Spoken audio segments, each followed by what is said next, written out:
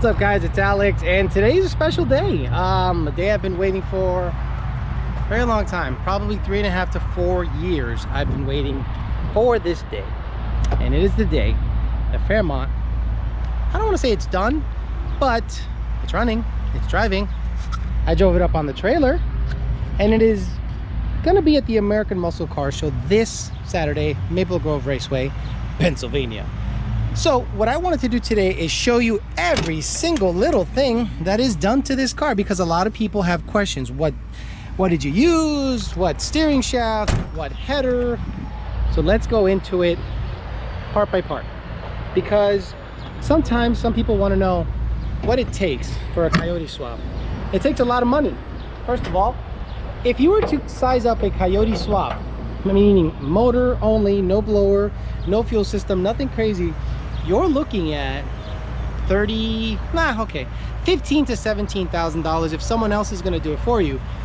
$4,500 motor, $1,500 trans, control pack, labor, all the suspension components, the headers, throttle body, whatever. I think you're going to run into about $15,000 if you're going to buy all new parts and someone else does the work for you. Now, if you're a very mechanically talented person, you probably save $5,000 to $7,000 off of that, maybe more depending on how good your fabrication skills are. So let's start with the power plant. Okay, so this is the motor, very clean. Michael Chamberlain at Power by the Hour did most of the work. Why? We cut a deal. I said, Mike, I'm too busy tuning, I'm too busy doing life stuff, traveling and tuning. It just takes up most of my life. So he said, Alex, I'll be more than happy to work on the car. Let's start off with the Edelbrock Supercharger 2650 by Edelbrock, and they were nice enough to custom make a plaque, a metal piece here with my logo. Very nice. Nick Perciello got that hooked up. It is a 2650 front feed unit. Now, it originally came with a 103mm throttle body, but I had a Whipple 132 left over from the red car. This is the red car's motor. It is a rods and piston sleeved from L&M, but built by Mike Eaton that worked at VMP at the time. I'm not sure if he still works there or not. He assembled it, stock cams, stock compression, FIC 1650 injectors. Not sure if you can see them, but who cares? FIC 1650 injectors, where are they? Somewhere in there. And basically this tunes exactly like a Whipple tune, right?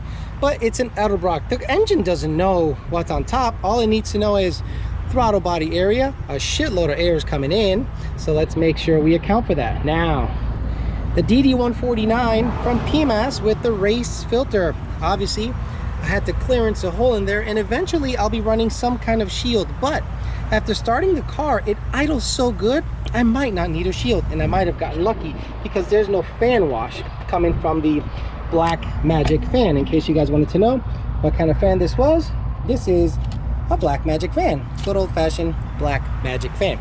What pulley do I have on the Edelbrock? I believe that's a 3-inch pulley or a 3.25 pulley. The 2.75 is a little short, and the belt was being a pain in the ass, so we ended up going up a size on the pulley. We'll probably make dyno pulls on it, or just run a smaller pulley with a tighter belt and go from there. This should make about 20 psi as it sits, and Brian Devilbliss has already made over 1,000 rear wheel horsepower on an 18 motor, which has better cams and more compression. But if this car makes 950 rear wheel horsepower like it did when it was in the red car, weighing in at 3,200 pounds, it's gonna go 8s, no problem. Now, UPR catch cans, both sides. A lot of people ask me, well, Alex, what would you do, breathers or catch cans? Catch cans, that's how they're mounted. And where's the other guy? So if you see the hose over here, but check out where Mikey mounted the catch can. Bam. So catch can, and the hose runs up to the engine. Now, this is an air to water intercooler system. The intercooler is on the top on these blowers. So here is the reservoir tank, and here is the pump. Let's see if we can find the pump for you. Somewhere down there. Where are you? Yeah, the pump's somewhere down there. Hopefully this shot will show you the pump. But the pump is there, catch can is here, and reservoir tank So it's just like a Roush setup, basically. Same Roush pump, same Roush tank. It's going to be cooling this guy. Now, the heat exchanger is Edelbrock's heat exchanger. If you look in here, it's a very tight fit. Custom bracketry was made to make this guy fit in here. It's right in front of the radiator. Now, a lot of people will say, oh, aren't you preheating the... Yes, I am. But this is not going to be a car I drive all the time on the street. And maybe eventually I'll get an ice tank in the trunk. But for now, I'm going to see what it can do on this setup. So again, DD149, Whipple 132, 2650 front feed, custom elbow to accommodate, and a custom adapter to accommodate the 132 throttle body, UPR, breathers, Roush, basically reservoir tank and pump. Brakes, manual brake setup. Okay, I forget exactly who this is from, but a lot of you guys that see it might know it right off the bat. It might be aerospace, not 100%, but this is a manual brake setup. What that means is absolutely no no assist. It's all me at that point.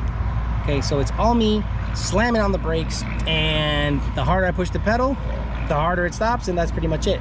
Now let's talk about the brakes. SN95 front brakes, stock SN95 front brakes. Suspension, UPR with UPR K-member, Coyote swap K-member, or modular K-member, which I believe it's the same one as LS swaps. The steering rack is a manual Flaming River. The steering shaft is also a Maximum, it's a Maximum Motorsports shaft. Not sure if you can see it up in there, but there you go. Fits nicely between the headers, which are Ultimate headers. Again, Ultimate headers made me a set of full stainless, 1 7/8 Coyote swap into a UPR K member, specifically made for this K member in a Coyote swap in a Fox body. The nice thing about this header setup is you can install this side on the ground real easy. It slides up in there, tons of room. Now the other side, because the starter is there, you cannot do that. But really, who does starter swaps without removing you know, the header? Okay, so there is the passenger side header. Now let's talk about the rear end. SN width rear end. It's an SN width rear end, and it has, I believe, strange brakes. Yes, strange brake setup in the back. Can you see it? There you go. That's the best I could do. Sorry about the lighting. UPR upper and lower double adjustable hind joint. It also has battle boxes, okay? The UPR version of their torque box reinforcement kit. It has an Ultimate 8.8 girdle cover in the back. It's got Weld V-Series with, I believe, champion beadlocks, and I did put out a meme not too long ago, or a meme, for those of you that are retarded and don't know that it's meme. One person will get that joke. These are, I believe, champion beadlocks, and some people said, oh, is this a fast car? Why'd you put beadlocks on it? Well, for runs 8s, it might be a fast car. Well, V-Series, 15 by 10, 15 by 3.5 in the front. Eventually, I'll probably go to a 17, but I really don't want to spend any money on aesthetics, plain and simple. So I'm trying to think what else am I missing, but I think I got it all covered. Now, it is a Gen 2 motor running on a Gen 2 Ford Racing Control Pack. It does have a power by the hour 4R200 transmission. Basically, it's a 6R80 with a 4R200 hub. And this one only has 3 speeds, okay? It only has 3 speeds. It's not 1, 2, 3 and then an overdrive. The Ultimate headers has this removable basically extension where the O2 goes, so you can clock it at whatever position you want. It has a Stifler's cross member and the drive shaft. The drive shaft was the most interesting thing that I found on this car in terms of fitment. The drive shaft is an 11 to 14 drive shaft, but let me get underneath it. Fuck it, let's not cut, because why cut? Cutting for pussies. Let's get in here. Woo. All right, so the drive shaft is for an 11 to 14 Mustang. That's it. I bought an 11 to 14 drive shaft, and then I put the correct pinion snout or receiver on this end from an 11 to 14. But I was about an inch short. But luckily, this spacer is from a 15 and up 6R80 car. So DSS has these spacers, and it was exactly what I needed to take up the slack. So 11 to 14 drive shaft, 15 and up spacer, and I was money. So there we go. The headers are right there. Stifler's cross member. Once I come back from the American Muscle Show, I'll go ahead and finish up the exhaust. Let me get that. Thank you. Christian has my car because I have his truck. Here ye. Thank you very much. Would you like an N-gauge tuning device? No, I'm all set. Hey, we're going to catch you on Mustang Lifestyles. I saw you were doing a feature with them. Oh, yeah? I'm worldwide. Act like y'all don't know. All right. Take care of my baby. Don't do burnout. Okay, so that key is for, that's for the N-gauge. I don't need that. Okay. So that's for the red car. Yep. The other one's for that car. And should have a full tank of E85. Oh, my. Oh, my God. Here, brother. See this thing do no, fuck you. No burnout. Fuck out of here. Thanks, man. I'll see ya. There's my white car on its way. Okay, back to this. So, the car for shifter lever was tricky, but luckily, Low Car, yes, Low Car has a shifter for you. Power by the Hour sells these guys. PRND sport mode, and sport mode falls in this area, and it toggles. You know, well, first, second, third. There's other videos of me on Instagram toggling back and forth. So once you go into sport mode, it hits this little area, and the shifter goes to the right, just like shown here, and it goes plus minus in sport mode. Now, because I didn't have time to wire everything up, I had to jerry rig it. Some of you know the term as something else, but we call it jerry rigging because we're sensitive. Oh, I think it just blew a fuse. Yep, I think it just blew a fuse, so I'm gonna leave it alone because I didn't know this sucker was still hot. I literally thought that I turned off the battery, but I think I just blew a fuse, and that's what you get when you jerry rig stuff. It's just all jacked up. Let me get a fuse for this guy. So let's start the car up and make sure I don't touch any wires. What a mess, huh? Okay, so I did pop a 10 amp fuse because obviously it's jerry rigged. So what I'm gonna do is I'm gonna disconnect the battery before I try this again. But just want to show you guys that the pedal is mounted. Coyote pedal, manual brakes, Low Car shifter doing the work. I think I have the keys in the truck, but I'm not doing any steering. So let's give it a start and let's listen to it. And obviously, since I'm Puerto Rican, I'm gonna go ahead and do Puerto Rican stuff. Here we go. Just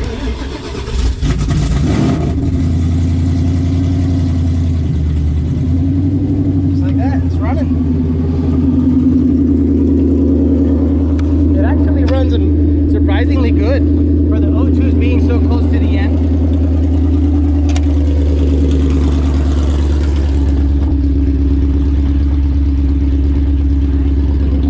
And having a PMAS race filter, everything works good.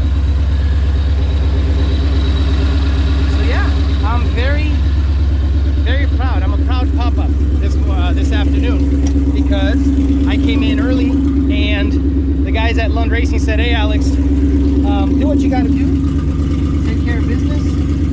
We got the tuning here, we got you. And that was like super flattering because, you know, they had my back and they let me do my thing because this car is slated to go to the American Muscle Car Show, and I promised them a running car. I promised Edelbrock it'll be there, I promised the Lunds it'll be there because we have a booth there, and I promised myself it'll be there because this car has a lot of, you know, it sounds stupid and silly, but this car has more meaning than just, you know, wanting to race. It's been through a lot, and I've been through a lot with it, so I wanted to finish it because I don't want it to just sit there and rot and have it for no reason. You know, at least I can enjoy it, go racing once in a while, run a couple 8s, maybe run a couple classes, have some fun, represent good products, represent good tuning. The Gen 2 control pack on a Fairmont with a 4R200 transmission, a 2650 front feed, E85, a custom gas tank, behind the bars race car gas tank that I shouldn't really show you. I mean, I show you, but it's nothing special back there because it kind of looks jacked up. I'll do that to finish the video. Mikey did not want me showing it, but this was mostly my work, so he doesn't have to be ashamed of the setup. Ah, damn it, Christian, you really locked it, dude. Oh, I got the keys right here. Perfect. So I'm still gonna keep the Texas plates forever, because that's where this car came from, and it's gonna stay Texas. This car is called Hushmoney for a lot of reasons, and I won't go into them because it's Hushmoney. So let's show you what's going on in the trunk. So because it had a huge deep tire well here, this is flash rust because this is a piece of steel that I got and ended up bolting it down hardcore, okay, because there was a huge hole here from the spare tire well that was offset to one side, and it was massive. It had like a full-size spare.